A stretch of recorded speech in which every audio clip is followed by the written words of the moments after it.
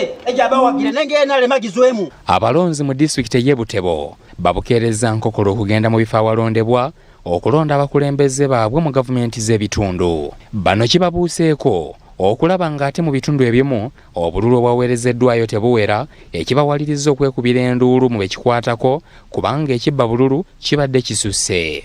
The polling officials were plucking 5 ballot papers. Giving it to one person. Obululu bwe baalese obubokisi obululu wa chairperson LC5 babusimuludde ne babanga bajjamu obukuleti buna busatu musabu kabuntize eziwerako nga nnya.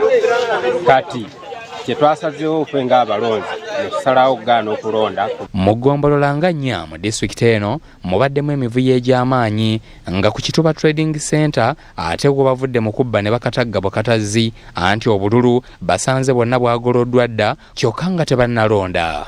Members, buno obululu bonna Kanyomu bonna ade babutiikinze bonna bakama bange. I'm sending the video right now that ticked in favor of Okurutu James. Kino kiwaliriza ababadde mu lwokaano n'abakulira ebyokulonda okutuuza olukiiko olw'amangu okulaba ekiddirira. Mu kwebuuza ku ssentebe w'akakiiko k'ebyokulonda ategeezezza nga bw'ayimirizza akalulu kano nga bwe beetegereza emivuyo gino. Disitulikiti y'e Butebo ebadde erimu abavuganya ku kifo kya ssentebe wa disitulikiti 5 okuli Okurutu James ng'ono tabadde na kibiina, Loba Yasini wa FDC, Kedi Samuel wa NRM n'abalala. Okwongezaayo okulonda kitukosezza lwakuba nti olwedde tubadde tumaze okudeployinga polling agents, supervisors. Nga bw'omanyi abantu abo tebasobola kubeera nga ate bakukolera weerere.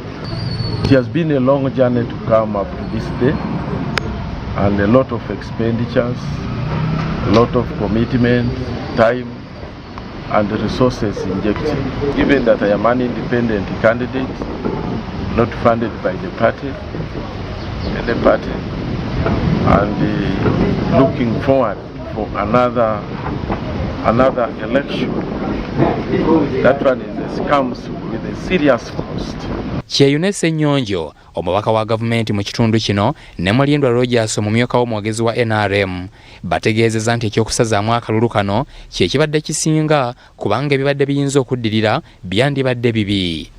Kakati kino kitegeeza nti abantu b'e Butebo bagenda kulindako nga kutuusa lwe badama bategeeza kulonda lwe kunaddamu. Naye kati nganze chairman wa security committee kozesa omukisa guno okukuba omulanga eri bantu abatuuze bonna ab'e Butebo, abakulembeze ab'enjawulo abeesimbyewo nti mukuume emirembe. Akakiiko k'ebyokulonda kasazeewo okusalawo okusinga obulungi kubanga ekibadde kiyinza okuddirira bwe buvuyo.